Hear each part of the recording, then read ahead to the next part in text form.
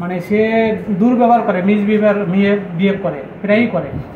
এখন এইটা আমি বলছি যে তুমি এগুলো কেন করো, আমার সাথে তোমার কিসের পাল্লা? তুমি এলো এখানে ঝাড়ুদারের পোস্টে চাকরি করে আউটসোর্সিং, আমি একজন 11তম গ্রেডের লোক। কাজ করছি চারতলায় এসে পাচ্ছেন, কাজ করে ভোরে আজানের আগে আসি আমি কাজ করতে সব দিন। 18 বছর ধরে আমি কাজ করতেছি ভাই, এরকমভাবে আসি। তা আমি কালকে আমি আসছি, আসলি ওরা যাচ্ছি কাজ করে যাচ্ছি, আমি বৃষ্টি আসি, প্রথম বৃষ্টি আসে সময় 9:30 বাজে কি 9টা বাজে এরকমভাবে যাচ্ছি। তা আমি যাচ্ছি গলি ভাড়া ওই রইদাস আসতেছে হলো বাসায় দিয়ে, আর আমি হলো যাচ্ছি যে কাপড় পাল্টাই খাইয়ে আমি আসতেছি। ও অমনিবাস আমি খেলছি স্যাপ আসছে, স্যাপ কি একজনের দেখে একজনের বেলায় আমি একজন আমি বলে ওরে দিয়ে স্যাপ ফেলছি। ও আমার সে টানা চর দেখা খানকির মেয়ে এখান কি তুই আমার দিয়ে স্যাপ ফেলছিস, তোরে এখানে খা মানে হ্যাঁ মানে জিস যাচ্ছে তাই। আর ওখান তো নাই রেখেছে, আমি পরে চিলেতে হেনে আইছি, 3 তলায় এসে আমার গালাগালি আছে।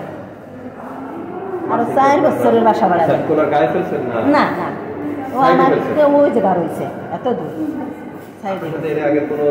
হ্যাঁ আগে ওরম তো ওরা মানে ও মানে আমার দেখতেই পারে না যে আমি আউটসোর্সিং চাকরি করি দাদা, আমি আউটসোর্সিং চাকরি। ওরা কয়েক যে তোরা বাসা পাস নাকি, এই জন্য সরকারি বাসায় রয়েছি আমি বাঙ্গাসুরা বাসায়। তাই রইদাস উনি এই যে ল্যাবে রক্ত পরীক্ষা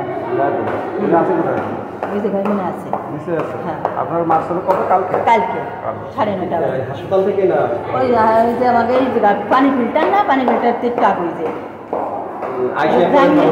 হ্যাঁ আসে তুমি একদম খবর দিয়েছে। আমার কানের ছোট্ট রিং ছিল 58, সেই রিং 2খানে আছে এক্সিডেন্ট নামে লাল হয়েছে। আমার এখন গরম। গতকাল ওনারে আপনি চড় মারছেন কেন? না ভাই এরকম কিছু ঘটনা ঘটে নাই, ওনার সাথে আমার কথা হয়েছে।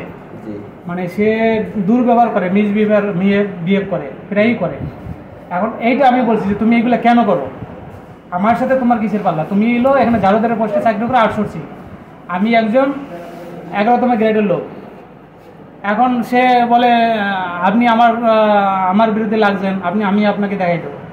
এই দেখাই দেবো বইলা সে আইসে এখানে বলতেছে আমার চর মারছে। এই হলো ঘটনা। গতকাল আপনি চর মারছেন কিনা এটা বলছেন? না না চর মারিনি।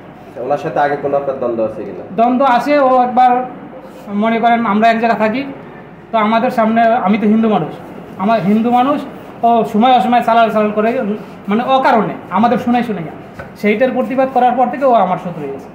কালকের ঘটনাটা সূত্রপাত কি নিয়ে আপনার?